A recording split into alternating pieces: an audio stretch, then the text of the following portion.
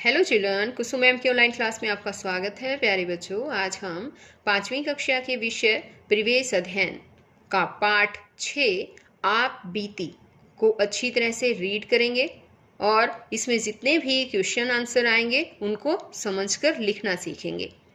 Video शुरू करने से पहले एक और बात बच्चों, अगर आपको मेरी वीडियो अच्छी लगे तो प्लीज़ इसे लाइक भी करें और अपने दोस्तों के साथ शेयर भी करें। और अगर आप अभी तक मेरे चैनल पर नए हैं तो चैनल को सब्सक्राइब भी करें और साथ में दिए बेल आइकन को ज़रूर प्रेस करें। और एक और बात कहना चाहती हूँ बच्चों कि आप वीडियो को शुरू से लेकर अंत तक पूरी देखें, क्योंकि आपके एग्ज़ाम में जितने भी क्वेश्चंस आते हैं वो पाठ में से ही आते हैं।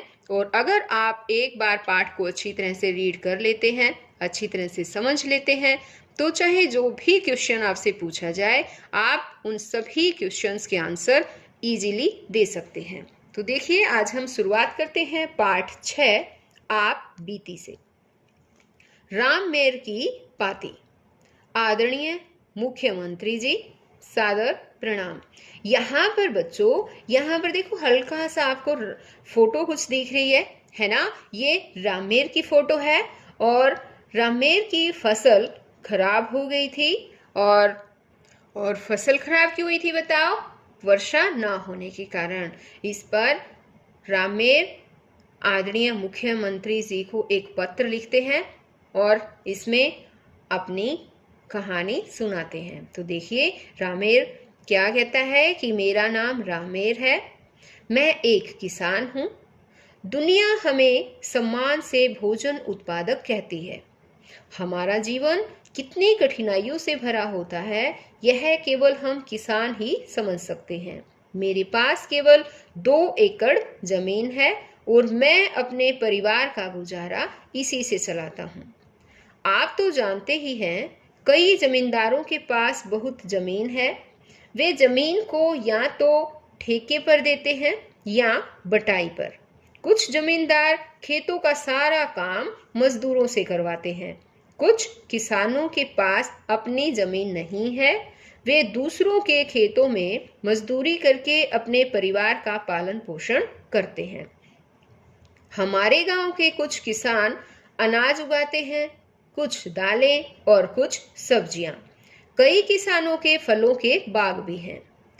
कुछ साल पहले तक तो जमीन की उपज से परिवार का गुजारा हो जाता था, लेकिन अब एक समान और नियमित वर्षा न होने के कारण गुजारा करना मुश्किल हो रहा है।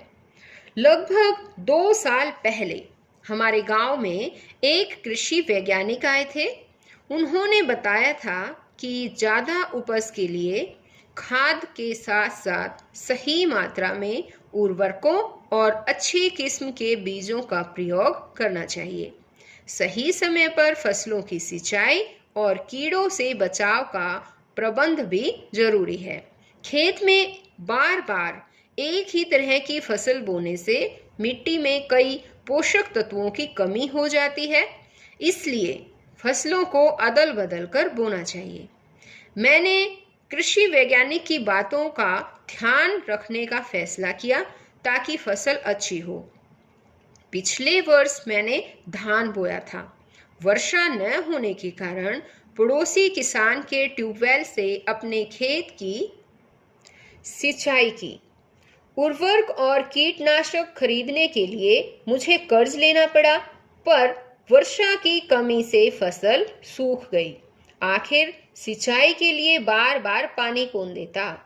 कुछ साल पहले भी ऐसी ही स्थिति में अकाल पड़ा था और भूखमरी की नौबत आ गई थी। नवंबर मास में मैंने गेहूं बोया था। गेहूं की लहलहाती फसल को देखकर मैं फूला नहीं समा रहा था। मैं सोच रहा था कि इस बार फसल अच्छी होगी, कर्ज भी चुका दूंगा और खेत में ट्यूबवेल भी लगवा लूंगा। आखिरी सिंचाई के बाद फसल पकने का इंतजार था। कुछ दिनों में कटाई की जानी थी, लेकिन तेज हवा के साथ हुई मूसलाधार बारिश और ओलों ने सारी फसल खराब कर दी। सोने सी चमचमाती फसल कुछ ही दिनों में काली पड़ गई। कभी सूखा और कभी जल ही जल। फिर कैसे हो ठीक फसल? जैसे तैसे मैंने फसल काटी, उसमें से अपनी आवश्यकता अनुसार गेहूं को मैंने अनाज की टंकी में डालकर रख दिया। उसमें नीम की सूखी पत्तियां भी डाली, जिससे कि अनाज नमी, कीड़े व चूहों आदि से सुरक्षित रह सके। बचे हुए गेहूं को बेचने के लिए अनाज मंडी में आढ़ती के पास ले गया। गेहूं देखते ही आढ़ती ने कहा, भाई इस गेहूं को कौन खरीदेगा? एक तो पतला दाना, ऊपर से काला है। उसे बेचकर मुझे इतने ही पैसे मिले कि ट्यूबवेल लगवाना तो दूर की बात रही, मैं कर्ज भी नहीं चुका पाया। अनाज मंडी में मैंने देखा कि किसानों द्वारा बेचने के लिए लाया गया गेहूं खुले में पड़ा था। भंडारण के लिए रखी गई अनाज की बहुत सी बोरियां बारिश के कारण खराब हो गई थी। कुछ बोरियां फटी हुई भी थी। इस प्रकार बड़े पैमाने पर अनाज खराब होने के कारण लोगों को अनाज के अभाव का सामना करना पड़ता है। मेरा आपसे निवेदन है कि सरकार द्वारा किसानों के हित में उचित योजनाएं बनवाने का कष्ट करें तथा हम किसानों की खून पसीने की मेहनत से उगाए अनाज के उचित भंडारण की व्यवस्था कराएं। धन्यवाद। राम मेहर। तो बच्चों, ये था एक पत्र जो राम मेहर ने मुख्यमंत्री जी को लिखा है और अपनी बातें इसमें बताई है। अब देखिए, यहाँ पर कुछ क्वेश्चंस आए हैं सोचो और लिखो में। यहाँ कुछ क्वेश्चंस दे रखे हैं, हमें इनके आंसर लिखने हैं। अब देखिए, ये क्वेश्चन मैं वहाँ नहीं लिख सकती थी, इसलिए मैंने कुछ यहाँ पर क्वेश्चंस लिखे हैं, उनके आंसर भी लिखे हैं। ये मैं आपको समझा देती हूँ और समझकर आपको अपनी कॉपी में लिखकर ये सभी क्वेश्चंस याद भी करने हैं। तो देखिए, प्रश्न 1, पहला क्वेश्चन है हमारा, राम मेहर के खेतों में धान की फसल क्यों सूख गई थी? क्यों सूखी थी बच्चों? वर्षा न होने के कारण रामेर के खेतों में धान की फसल सूख गई थी। अब आगे है क्वेश्चन 2, कृषि वैज्ञानिक ने उपज बढ़ाने के लिए क्या सलाह दी? कृषि वैज्ञानिक ने उपज बढ़ाने के लिए निम्नलिखित सलाह दी। पहली तो ये कि खाद के साथ साथ सही मात्रा में उर्वरकों और अच्छी किस्म के बीजों का प्रयोग करना चाहिए। दूसरी सलाह दी थी कि फसलों की सिंचाई सही समय पर करनी चाहिए। और तीसरी सलाह है कि फसलों को कीड़ों से बचाने का प्रबंध करना चाहिए। और आगे कहा था कि फसलों को अदल बदल कर बोना चाहिए। ये यहाँ पर अदल आएगा बच्चों, अदल बदल कर बोना चाहिए।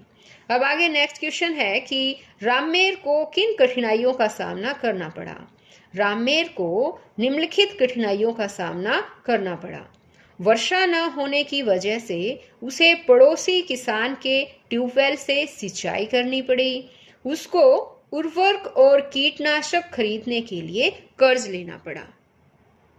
नेक्स्ट क्वेश्चन है 4th क्वेश्चन, किसान पैदावार को प्रायः आढ़ती के पास क्यों ले जाता है?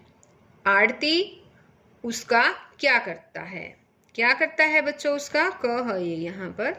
उत्तर आएगा, आढ़ती एक कृषि व्यापारी होता है जो किसानों से उनका अनाज खरीदता है। तो जो अनाज खरीदता है बच्चों किसानों का, उसको हम आढ़ती बोलते हैं। आढ़ती उस अनाज को आगे भारतीय खाद्य निगम व अन्य संस्थाओं को बेच देता है। अब आगे है प्रश्न 5वां कि आवश्यकता पड़ने पर किसान पैसे किन के उधार लेता है और कैसे चुकाता है? ये यहाँ पर किन से आएगा बच्चों, किन से।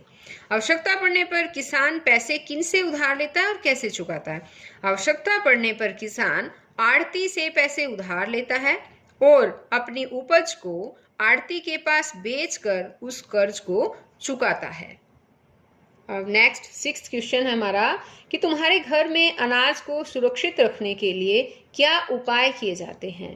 आंसर आएगा कि हमारे घर में अनाज को सुरक्षित रखने के लिए उसे सुखाकर अनाज की टंकियों में डाल दिया जाता है।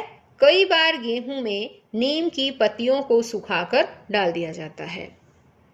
तो ये तो थे बच्चों इसके क्वेश्चन आंसर। अब देखिए आगे है अब बताओ। यहाँ पर क्वेश्चन दिए गए हैं, इसमें भी अब बताओ में क्या तुम किसी किसान परिवार को जानते हो? तो आपको बताना है, अगर आप जानते हैं बच्चों तो आपको लिखना है हाँ, ठीक है। और अपने मोहल्ले में रहने वाले किसी परिवार को जानते हो तो ये लिखना है। आगे है कि उसके पास कितनी ज़मीन है, तो उसकी ज़मीन के बारे में भी, जैसे कि 2 एकड़ है, 4 एकड़ है, इससे उसके पास कितनी ज़मीन है आपको वो भी लिखना है। क्या उस ज़मीन से उसके परिवार का गुजारा हो जाता है, तो आपको ये भी लिखना है। उससे पूछना है, आपको नहीं पता है तो, अगर आपकी पड़ोस में कोई किसान है तो वो लिख, यहाँ पर उनसे पूछ कर ही लिखना है। आगे है छोटे किसान बड़े किसान। तो 2 तरह के किसान हैं, छोटे और बड़े। छोटे यानी कि जिनके पास थोड़ी ज़मीन है उनको छोटा किसान बोला जाता है, और बड़े किसान यानी कि जिनके पास बहुत ज़्यादा ज़मीन जायदाद है, ज़्यादा है, उनको बड़े किसान बोला जाता है। अब यहाँ पर देखिए 2 पिक्चर्स दिखाई गई है ना। ये छोटे किसान की है और ये पिक्चर बड़े किसान की है। छोटा किसान यानी कि इसके पास ज़मीन कम होती है और ये सारे काम खुद ही अपने खेतों में करता है। लेकिन ये बड़ा किसान है और बड़े किसान के पास ज़मीन भी ज़्यादा है, तो इसके पास सुख सुविधाएं और जो खेतों में जो ज़रूरत का सामान है, जैसे कि ट्रैक्टर है और भी जैसे अनाज निकालने की मशीन है, तो वो सारी इसके पास उपलब्ध हैं।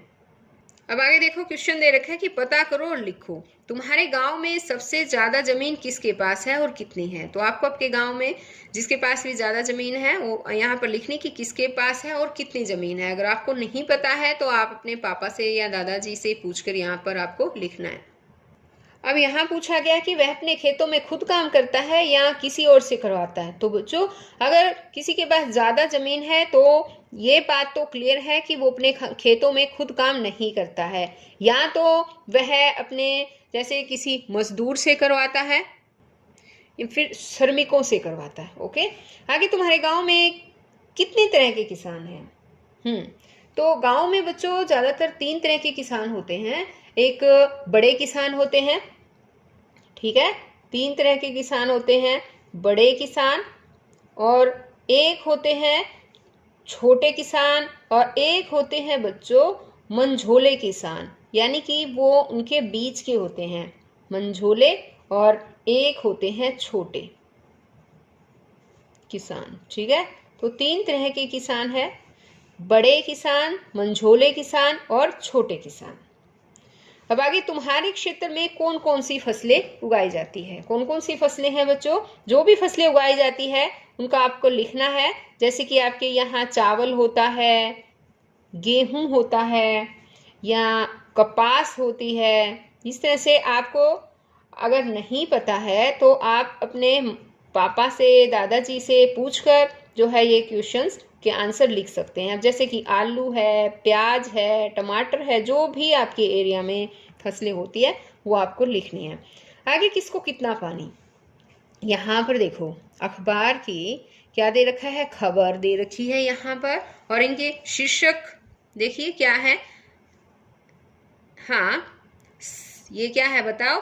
1.25 लाख, सवा बोलेंगे इसको, यानी कि 1,25,000 इसको बोलते हैं। 1,25,000 यानी कि 1.25 लाख एकड़ में लगी फसलें बर्बाद। और इसका क्या है? मेवात में ओलावृष्टि, फसलों को भारी नुकसान। तो यहाँ देखो इसने लिखा है अब बताओ, ऊपर दी गई अखबार की खबरों के शीर्षक पढ़ो। शीर्षक पढ़े ना हमने, और बताओ क्या तुम्हारे इलाके में भी कभी बेमौसम बारिश व ओलावृष्टि के कारण फसलें बर्बाद हुई है? तो आपको लिखना है हुई है, कब हुई है, कब कब हुई है, वो भी आपको यहाँ पर लिखना है। जैसे आप लिख सकते हैं कि हाँ, हमारे इलाके में कई बार बेमौसम बारिश ओलावृष्टि से फसलें बर्बाद हुई है। कब कब हुई है ये भी बताना आपको, यानी जैसे कि भी पिछले मार्च में हुई थी या मार्च में हुई थी, गेहूं की फसल खराब हो गई थी, इस तरह से लिखना है। आगे, बेमौसम बारिश व ओलावृष्टि के अतिरिक्त फसल बर्बाद होने के और कौन कौन से कारण हो सकते हैं? और भी तो कारण हो सकते हैं बच्चों, है ना। कौन कौन से हो सकते हैं हमें बताओ? बेमौसम बारिश ओलावृष्टि के अलावा सूखा भी आ सकता है ना। और कोई तूफान भी आ सकता है, तूफान आने से भी फसलें, पकी पकाई फसलें नीचे गिर जाती है और खराब हो जाती है ना। या फिर कोई फसलों में कई बार बीमारी भी आ जाती है ना। बीमारी का प्रकोप भी हो सकता है। और क्या हो सकता है बताओ? कीटों का प्रकोप भी हो सकता है। कई बार ऐसे कीट भी आ जाते हैं जो फसलों को बर्बाद कर देते हैं। तो अब यहाँ हम लिखेंगे कीटों का प्रकोप। वर्षा ऋतु में बोई जाने वाली फसलों को खरीफ की फसल कहते हैं। जैसे ज्वार, बाजरा, जो फसलें शीत ऋतु में बोई जाती है उन्हें रबी की फसल कहते हैं, जैसे गेहूं, चना। तो बच्चों, कई बार आपके एग्जाम में ये क्वेश्चन पूछ लिया जाता है, बड़ी बड़ी क्लासेस में भी ये क्वेश्चन पूछा जाता है कि खरीफ की फसल क्या होती है, रबी की फसल क्या होती है। तो आज ये बात क्लियर हो जाए बच्चों, और आपको ये याद भी कर लेनी है कि जो भी फसलें वर्षा ऋतु में बोई जाती है वो खरीफ की फसलें कहलाती है, और जो शीत ऋतु में यानी कि सर्दियों में जो फसलें हम बोते हैं उसको रबी की फसल बोलते हैं। और वर्षा ऋतु में जैसे कि है ज्वार, बाजरा, और सर्दियों में है जैसे कि गेहूं, चना। तो यही बात आप याद कर लीजिए, एग्जाम में आने वाला क्वेश्चन है ये। तो बच्चों, आज इस वीडियो में केवल इतना ही। नेक्स्ट वीडियो में ये आधा चैप्टर और रहता है, उसकी एक अलग से वीडियो बनाऊंगी। तो बच्चों, फिर मिलते हैं हम नई वीडियो में। तब तक